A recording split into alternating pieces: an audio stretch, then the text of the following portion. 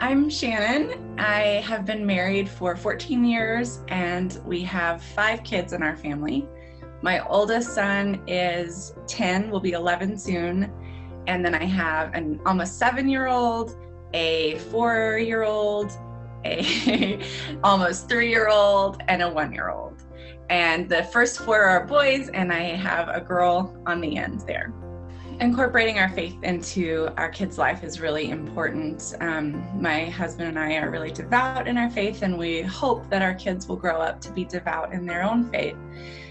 But it can be challenging because we have a really wide age range. So how we see it is that they are watching us. And so we are trying to model what it means to have a life of prayer. Before bedtime with the little ones, I always pray a rosary, and they take a lot of comfort in that. And they talk about how Mama Mary is with them when they're scared, because a lot of times when I leave the room at night, it's dark and they get a little nervous. So they take a lot of comfort in that. With the older ones, we get to have a little bit more intentional dialogue with them about especially engaging them in the social issues of our time and how our faith in the gospel affects the way that we interact with our neighbors, the way that we engage in issues that are concerning the world right now.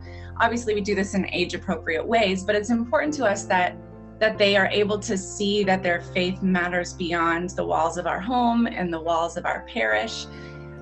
Even though so much of their formation takes place in those places, and we're so grateful, it's also really important to us that they understand how it translates to the call to love our neighbor as ourselves.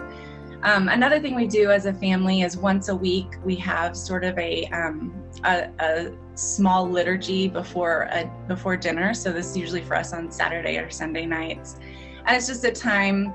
My husband kind of pulled it together himself, but it's kind of a time for us to engage in a more prayerful practice as a family.